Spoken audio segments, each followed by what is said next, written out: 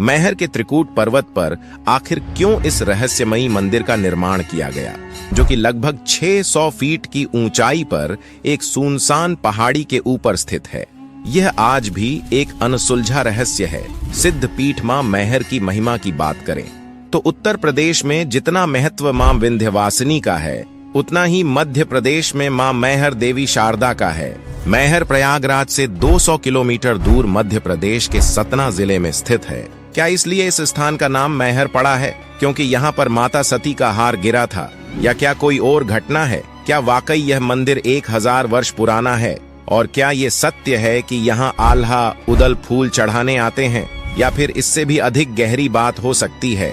ऐसे रहस्यों से भरे हुए इस मंदिर में प्रतिदिन हजारों की संख्या में माता के भक्त दर्शन के लिए आते हैं, और नवरात्रि में तो ये संख्या काफी बढ़ जाती है। आखिर इस मंदिर का रहस्य क्या है, ये जानने के लिए वीडियो के अंत तक बने रहिए। मैहर मंदिर से जुड़ी कुछ लोकप्रिय कहानियां हैं, जिनके माध्यम से हम आपको इसके रहस्यों से अवगत कराएंगे।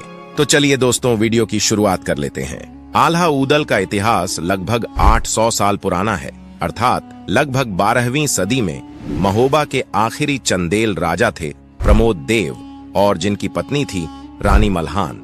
एक दिन जंगल से लौटते हुए राजा परमाल ने त्रिकूट पहाड़ी के निकट 2 पहलवानों का मल्ल युद्ध देखा।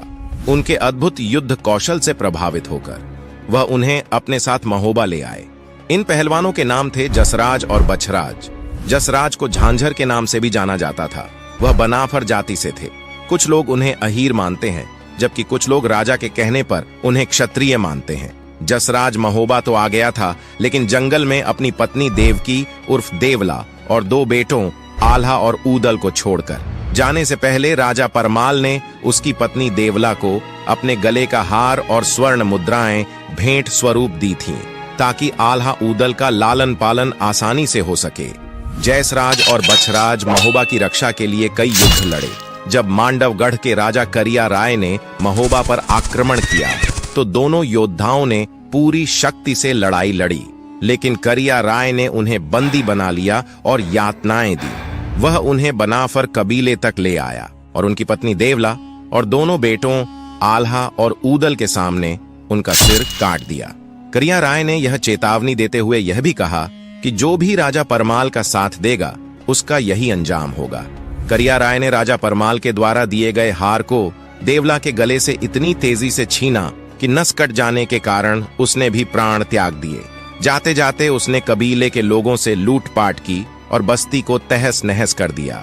तब आल्हा ने शपथ ली कि वह करिया राय को मारकर अपने माता पिता की मृत्यु का बदला लेने तक चैन से नहीं बैठेगा। आल्हा ने कबीले की सुरक्षा के लिए पहाड़ की ऊंची चोटी पर जाकर रहने लगा, जिससे वह चारों दिशाओं में नजर रख सके और दूर से आती हुई शत्रु सेना की जानकारी पहले से ही कबीले के लोगों तक पहुंचा सके।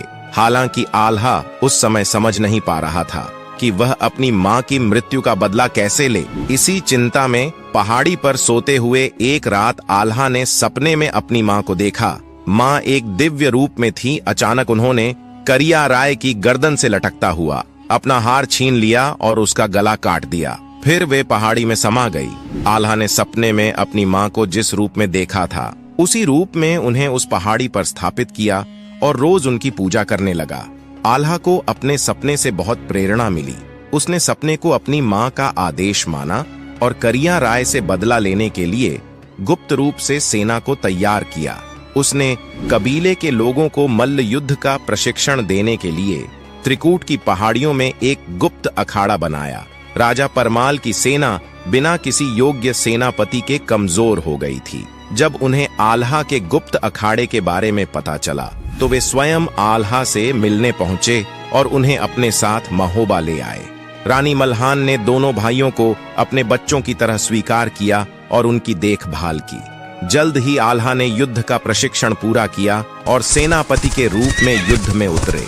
उन्होंने करिया राय को हराकर उसकी गर्दन काट दिया और उसे पहाड़ की चोटी पर अपनी मां की मूर्ति के सामने समर्पित कर दिया।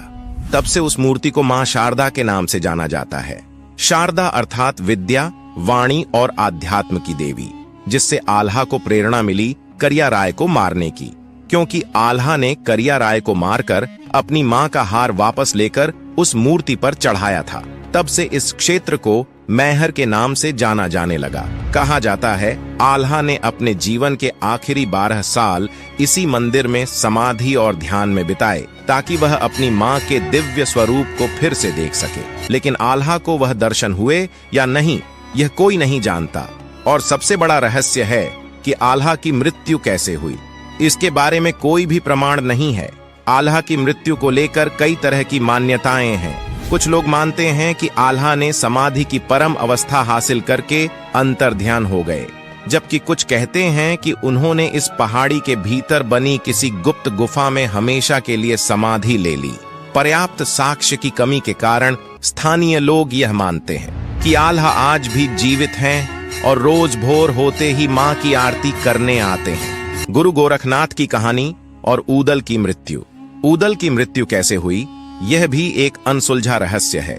इस रहस्य का उत्तर हमें गुरु गोरखनाथ की कहानी से मिलता है। कहते हैं कि जब मां शारदा की महिमा दूर दूर तक फैली और लोग दर्शन के लिए यहाँ आने लगे, तो एक दिन गुरु गोरखनाथ यहाँ मां के दर्शन के लिए पहुंचे। उस समय करिया राय को मारकर आल्हा अपने छोटे भाई ऊदल की परवरिश में व्यस्त था। उसे अपनी मृत्यु का भय नहीं था, लेकिन वह ऊदल से बहुत प्यार करता था और उसे नुकसान नहीं पहुंचाना चाहता था। इसलिए वह युद्ध से परहेज करने लगा था। उस समय गुरु गोरखनाथ ने उससे मिलकर उसे समझाया कि तुम एक वीर योद्धा हो और तुम्हारा कर्तव्य है अपनी मातृभूमि के लिए जीना, और अगर मरना पड़े तो मरना। उन्होंने आल्हा के दिल से मृत्यु का भय निकालने के लिए आल्हा से कहा कि हर युद्ध में तुम्हारी जीत होगी, लेकिन जाने से पहले तुम दोनों इस मंदिर में भोर होते ही सबसे पहले मां का आशीर्वाद लेकर निकलोगे। आल्हा ने गुरु गोरखनाथ की आज्ञा को देववाणी मानकर अपने भाई ऊदल के साथ हर युद्ध से पहले पहाड़ की कठिन चढ़ाई करके मां शारदा के दर्शन करते थे। यह एक संयोग था या गुरु का आशीर्वाद, लेकिन आल्हा ने कई लड़ाइयों में विजय प्राप्त की। आल्हा खंड काव्य के अनुसार उन्होंने 52 लड़ाइयां लड़ी, जिनमें से 51 में उनकी जीत हुई। हालांकि कुछ इतिहासकारों के अनुसार ये तथ्य पूरी तरह सटीक नहीं है। ऊदल की मौत पृथ्वीराज चौहान से युद्ध करते हुए हुई थी। लगभग 1000 वर्ष पहले पृथ्वीराज चौहान ने बुंदेलखंड क्षेत्र को अपने साम्राज्य में शामिल करने के लिए महोबा पर आक्रमण किया था। उस समय राजा परमाल ने आल्हा ऊदल को इस युद्ध का कार्यभार सौंपा था। युद्ध से कुछ दिन पहले आल्हा ने अपने छोटे भाई ऊदल को सेना की तैयारी के लिए महोबा में ही छोड़कर मां शारदा के दर्शन के लिए मैहर अकेले ही आ गए। कहा जाता है कि इसी कारण ऊदल ने पृथ्वीराज चौहान के साथ युद्ध करते हुए वीर गति को प्राप्त हुए। अपने भाई की मौत का प्रतिशोध लेने के लिए आल्हा ने पृथ्वीराज चौहान के खिलाफ पूरी शक्ति से युद्ध किया। आखिरी युद्ध से एक रात पहले गुरु गोरखनाथ आल्हा से मिलने उसके शिविर में आए। लोगों का कहना है कि यहीं पर गुरु गोरखनाथ ने आल्हा से वचन लिया था कि वे पृथ्वीराज चौहान को युद्ध में हरा दे, लेकिन उन्हें कोई क्षति नहीं पहुंचाएंगे। गुरु के इन वचनों से आल्हा आहत हुए। अपने भाई की मृत्यु का बदला न ले पाने के शोक से वे युद्ध और सभी सांसारिक मोह माया से विरक्त हो गए। उन्होंने त्रिकूट पर्वत पर स्थित मां शारदा के मंदिर में जीवन के अंतिम क्षणों तक एकाकी जीवन व्यतीत किया। राजा दुर्जन सिंह और गढ़रिये की कथा। कहा जाता है आल्हा और ऊदल के चले जाने के बाद पिछले 800 वर्षों में एक ऐसा दौर भी आया जब कई 100 सालों तक मंदिर की महिमा धूमिल पड़ गई थी। समय के साथ यह पहाड़ और उस पर स्थापित मां शारदा की मूर्ति घने जंगलों की ओट में समा गए थे। लगभग 200 साल पहले जब मैहर पर राजा दुर्जन सिंह उर्फ जूदेव का शासन था, तो एक दिन एक चरवाहा उनसे मिलने आया। चरवाहा ने बताया कि मंदिर की चोटी पर एक छोटी सी गुफा में मां शारदा की एक मूर्ति है, जिसके गले में एक हार है और उसके आसपास भी तरह तरह के आभूषण बिखरे हुए हैं।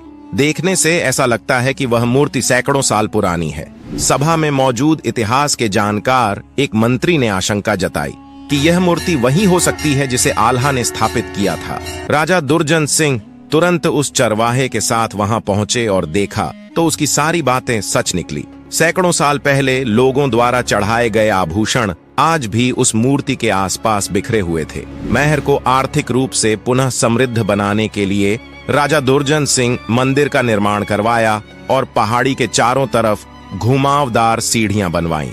मंदिर के प्रचार प्रसार के लिए उन्होंने एक समिति का गठन किया। इस कारण आज मैहर माता का मंदिर दूर दूर तक अपनी पौराणिक और ऐतिहासिक ख्याति के लिए जाना जाता है। आज न केवल पर्यटन बल्कि कई कारखानों से भी मैहर की अर्थव्यवस्था चलती है। दोस्तों, यह जानकारी अच्छी लगी तो वीडियो को लाइक करके कमेंट बॉक्स में जय मैहर मैया जरूर लिखें और ऐसी ही जानकारी पाते रहने के लिए हमारे चैनल को सब्सक्राइब करके बेल आइकॉन दबा दीजिए। मिलते हैं अगले एक और दिलचस्प वीडियो में, तब तक के लिए जय मां शारदा।